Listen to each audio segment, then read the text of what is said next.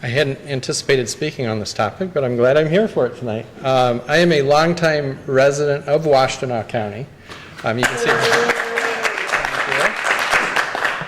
And I feel the Trayvon Martin case was an absolute travesty. I think it's an embarrassment to this country. I think it had a great deal to do with Florida's stand your ground laws. I would absolutely support any and all efforts to repeal this in Michigan. So. Thank you. Hello, my name is Gordon Schott. Thank you for giving me an opportunity to speak. I'm a lifelong resident of Ann Arbor, and I know this is probably ill-timed. I guess it's not on the docket tonight, but I just wanted to take a moment to express my views. I know the stand your ground law has become an issue, and it's going to be something you folks address here shortly. For what it's worth, I just wanted to add my thoughts to it. I'm speaking on behalf of a lot of friends of mine, family members, neighbors in my community who've had long discussions on this, and we're kind of, I'm sort of their vocal person, but it's my belief that people have an inherent right to self-defense, and the stand your ground law, thank you, the stand your ground law really enables people to do that. I think before anything like that is repealed or modified, it seems there should be some sort of empirical evidence that makes it understandable that you would do such a thing. And the only data I've really seen so far seems to point to the fact we're trying to fix something that's not broken. MLive had a very good article a few weeks ago where they cited some statistics, and it was saying that despite the fact we've lost over 14% of the law enforcement personnel due to the struggling economy we've had, Michigan is safer than it's been in the last 10 years. And it says here in the article, you know, and I'm quoting, people don't get robbed as much or assaulted or raped. Car thefts are rare by half. Your wallets and purses are less likely to be taken at the same time there are fewer police in your neighborhood. 1 out of every 17 adults over the age of 21 is licensed to carry a handgun in the state of Michigan now. And I think criminals are starting to realize that they're not the only ones with the guns, and they're not walking around a culture of sheep anymore. And I can't help not believe that that's having an impact on our crime rates. And so repealing stand your ground laws, I don't believe will do anything more than put would-be victims on trial instead of, or at least alongside of the criminals who sought to do them harm in the first place.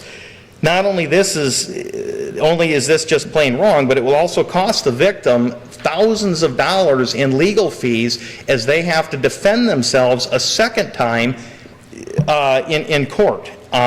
So again, this was just my thoughts on it. I appreciate you letting me voice them to you folks. Thank you.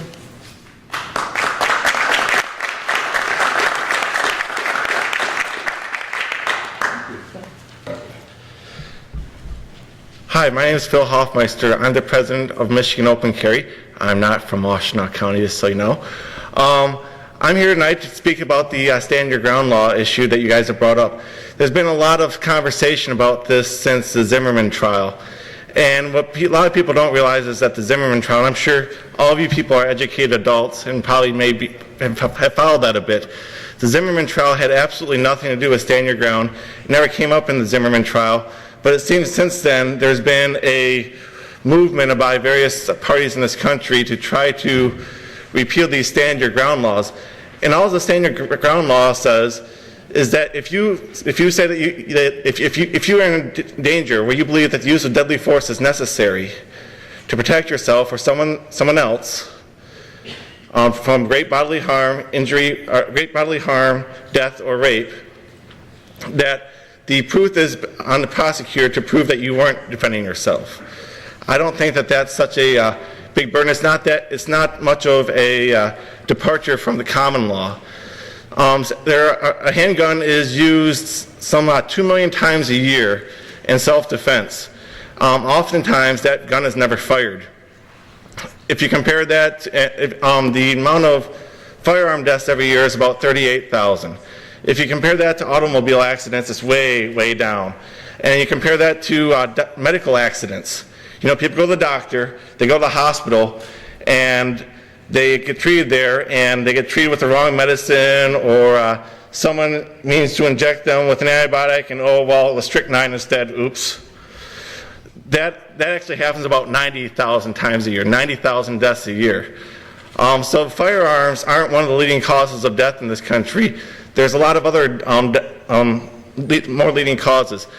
With regards to high-capacity magazines and semi-automatic rifles, I believe the media likes to call them assault rifles. I call them semi-automatic rifles. Rifles only account for 3% of all firearm deaths. So all firearm deaths, all rifles only account for 3%.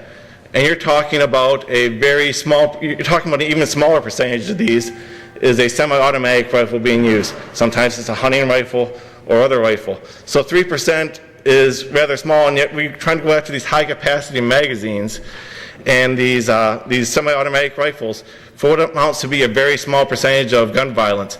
Most criminals, and that's what we're looking at here, is criminals use the handgun because the handgun's easier to conceal and to do their unlawful intent with. With that, thank you for your time, and thank you for listening. Thank you.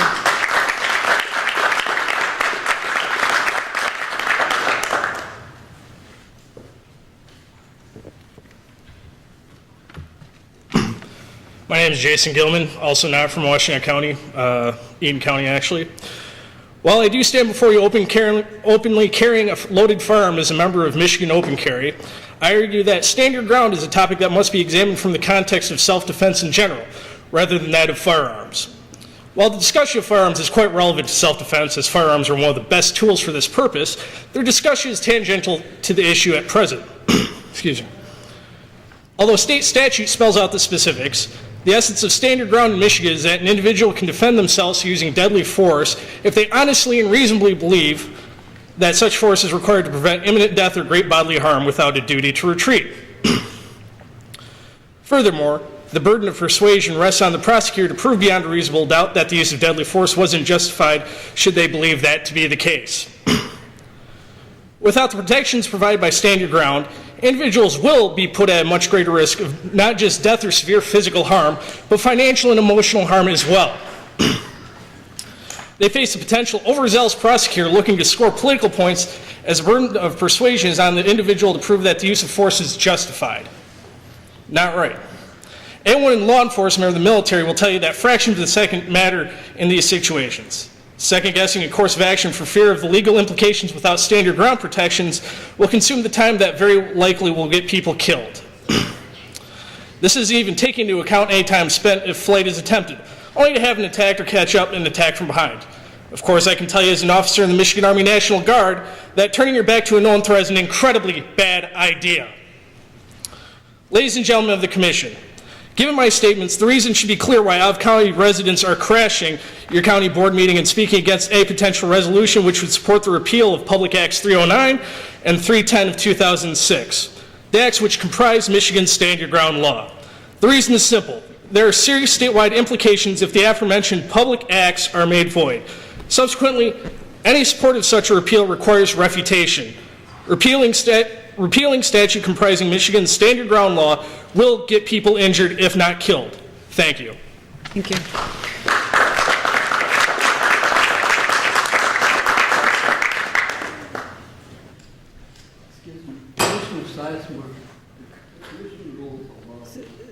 Sir, please step up to the podium. Mr. Partridge, we're in the middle of public comment. Please, sir. Thank you. Good evening, ladies and gentlemen. I'm Dan Meadows. I'm from Oakland County. However, I am a visitor to your county and to your beautiful city here quite often. I enjoy it very much.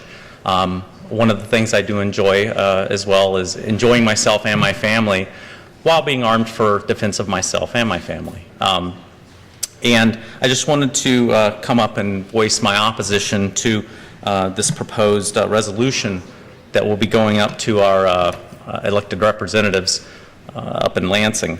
And wanted to address a couple of things. The first is in the resolution, it is mentioned that it tends to trample on common law, a common law right or I should say a common law duty to retreat. And just wanted to talk a little bit more about that because I think that perhaps a little more attention could be paid by the members to common law and what the statute says. For common law, a man named Blackstone wrote a book which is commonly regarded as an authoritative source on the common law system, which really is the English common law system. And Book 4, Chapter 14 of Blackstone's commentaries says, they, in other words, those who commit homicide in self-defense, cannot therefore legally exercise this right of preventive defense, but in sudden violent cases, when certain and immediate suffering would be the consequence of waiting for the assistance of the law. Put another way, the slayer had no other possible means of escaping from his assailant.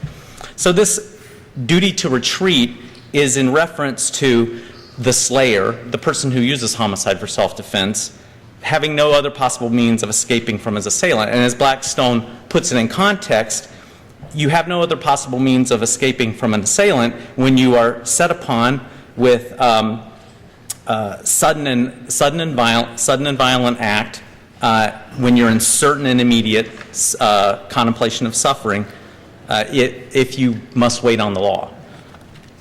Other words for quote-unquote sudden, violent, certain and immediate that we see in this passage from Blackstone, synonyms would be imminent, great bodily harm, sexual assault. Let's turn to the Michigan statute. 780.972, use of deadly force by individual not engaged in commission of a crime. Section 2, number 1, an individual who has not or is not engaged in the commission of a crime at the time he or she uses deadly force may use deadly force against another individual anywhere he or she has the legal right to be, with no duty to retreat if either of the following apply. The individual honestly and reasonably believes that the use of deadly force is necessary to prevent the imminent Sir? death. Yes. I'm sorry, your time is up. Okay, I'm sorry. Thank Well, you. then, okay, I'll conclude by just saying that there is no conflict with a common law duty to retreat in the statute. Read the statute. It's full of words like imminent, great bodily harm, of death or sexual assault. Thank you. Thank you.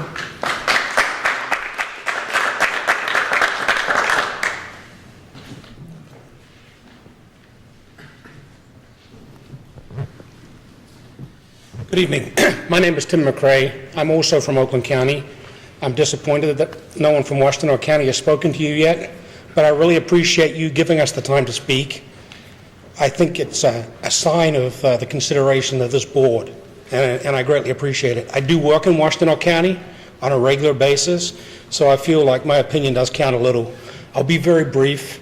All I ask that you do in considering all of these things, I don't need to recite the statistics because others have done that, and I just ask you to look at that research. I ask you all to honestly look at all the evidence before you make any decision on any of these matters.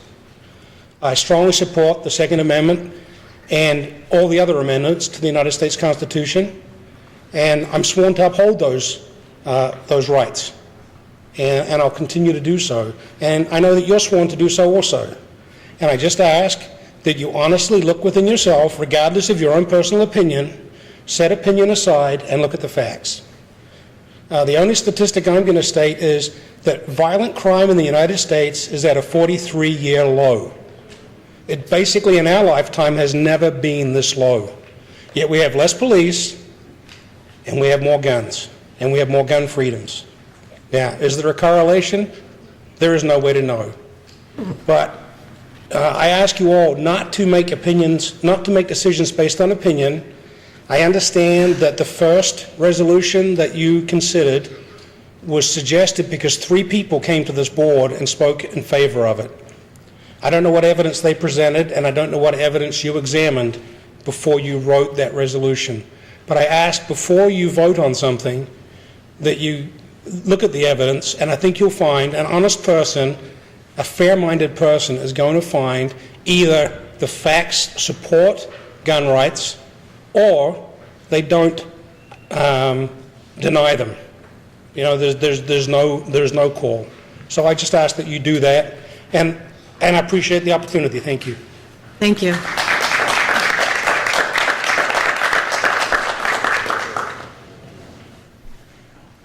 Hello, my name's Joe Radwin. I'm a retired East Point firefighter from Macomb County.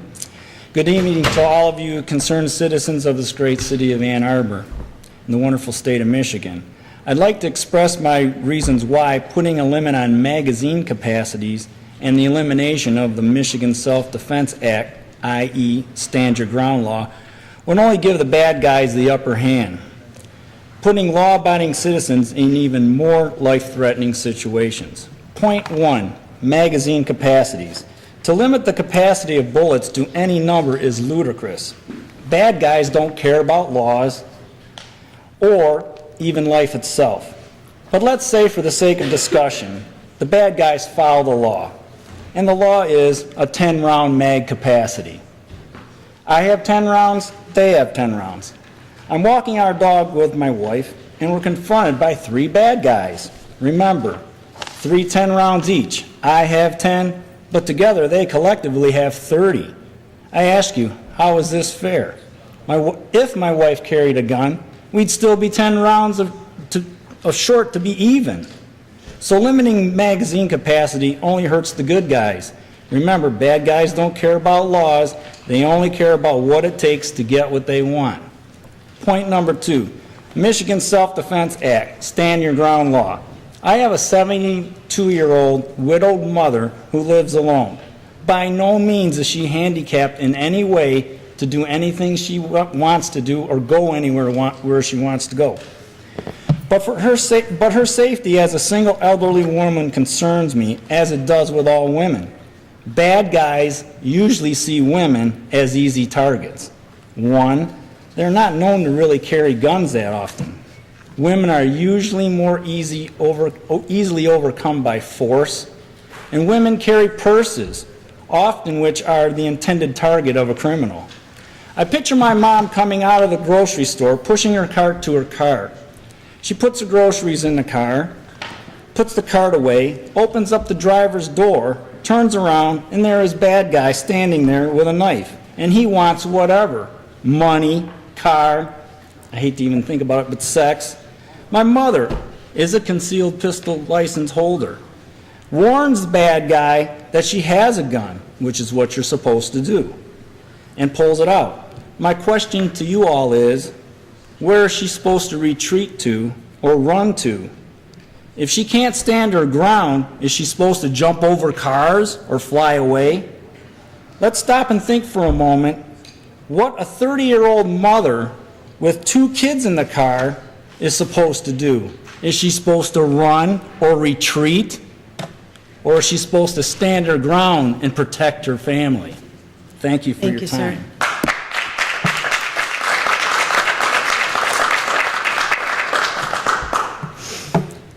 Good evening, City Council. My name is Joseph Radwin. I'm from the east side of Detroit. I'm here to strongly oppose your efforts in making it harder for law-abiding citizens to legally safeguard themselves after a life-threatening situation.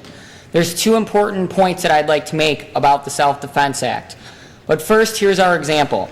Smith says to John that he's going to hurt John, but instead, Smith leaves the area.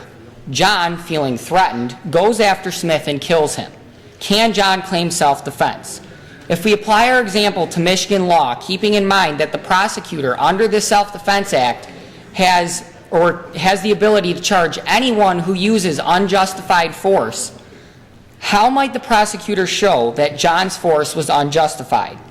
Well, if we look at Section 2, Clause 1, it states an individual who has not or is not engaged in the commission of a crime. Well, how do we know that John was engaged in the commission of a crime? If we look at Clause A, an individual honestly and reasonably believes that the use of deadly force is necessary to prevent imminent death. Okay, what is imminent? We're not all lawyers here. Imminent means right now, in the moment, an immediate or real threat to one's safety. Was Smith an imminent threat to John's safety? No, he walked away.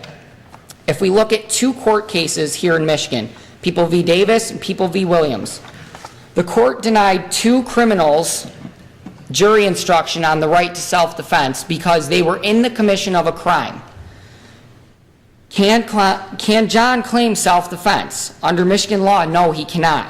He acted in the commission of a crime, and because there was no imminent threat, he therefore can still be punished. This is just one of many examples where criminals can still be held liable for their actions. Despite what this council and others may think, the Self-Defense Act or Stand Your Ground laws do not have a James Bond license to kill clause written in them where criminals can walk into court and go, it was self-defense. This case law illustrates under Michigan's Self-Defense Act that someone going out to do harm willfully is choosing to commit a crime regardless of what the law says, but can still be held accountable.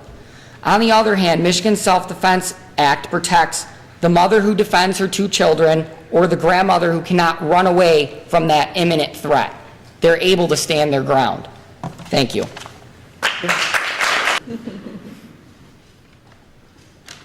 Good evening. My name is Mike Bouchard. First, let me thank you for the opportunity to speak to you regarding the proposals to repeal Stand Your Ground and other changes to Michigan's gun laws. To repeal Stand Your Ground laws would be unwise at best. Under the duty to retreat of common law, it's left to someone else to decide if that retreat was available, not the person who's actually there at the time. If you're the person being threatened, you may very well be looking for a way out of it, but you're going to be more focused on the threat in front of you, and you may not see other options. And quite frankly, you shouldn't have to. You're being attacked. You shouldn't have to put yourself in threat or in harm's way to retreat to protect a criminal who's trying to attack you. The Stand Your Ground law does not place any undue pressure or unreasonable burden on the prosecutors to prove that an act was not committed in self-defense. Even under Stand Your Ground law, any act of self-defense still has to be proven that the person did not act in self-defense. The other aspect of Stand Your Ground law is immunity from prosecution.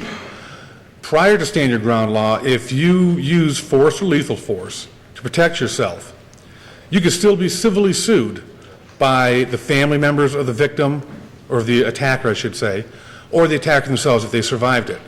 Under the current Stand Your Ground laws, that is no longer an issue. If use of force is justified, then you are now no longer held liable civilly or criminally. With regards to the strengthening of pistol-free zones, in the recent history, 10, 20 years, all of your mass shootings have occurred in pistol-free zones where criminals were free to carry weapons because they ignore the laws. They are criminals. That's what they do. And law-abiding citizens were not allowed to carry. The only exception to that was the shooting of Representative Giffords in Arizona. If you turn around and to strengthen the pistol-free zones will only cause criminals to become more empowered and cause citizens to become more defenseless. Magazine capacities, limitations, they just make the citizens less able to defend themselves. When the police officers are restricted, it's safe for them to only carry 10 rounds of ammunition, that's when it's safe for citizens to only be able to carry 10 rounds of ammunition, not beforehand. We deserve the same rights as the law enforcement officers do to be able to defend ourselves from violent attack. In closing, as a veteran and as someone who served and fought to uphold and protect our Constitution, I do find it somewhat disheartening that I'm now defending that same Constitution before the elected officials in this country. Thank you, sir.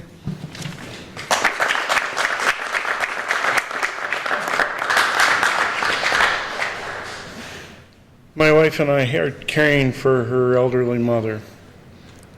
She walks about the speed of a turtle. She's got dementia. If something were to come up, how's she going to defend herself? How can she run? She can't walk faster than a slow walk. We have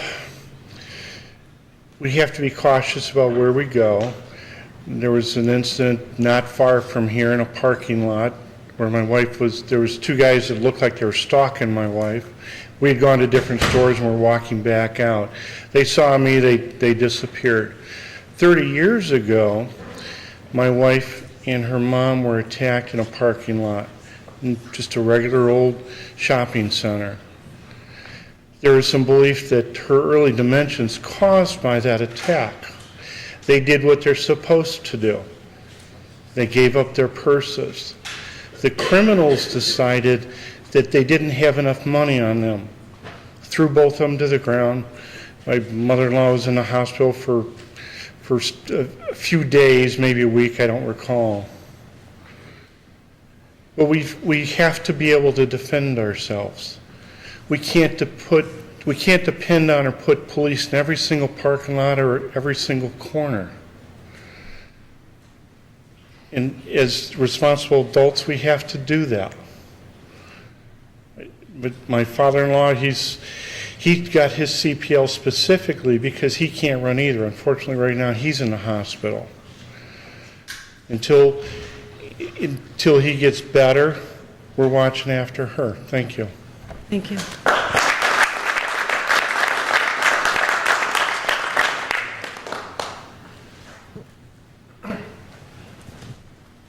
Hello, thank you for the opportunity to speak. My name is Eric Nowakowski, and I'm a resident of Washtenaw County. I don't have a prepared statement, so I'm going to be brief. I do speak in support of the Self-Defense Act and encourage you to not pass any resolution that is going to want to repeal that act. I also would like to encourage the authors of the act to put their names behind your resolution, to put their names behind this resolution and let the community know that they're the people who feel this way.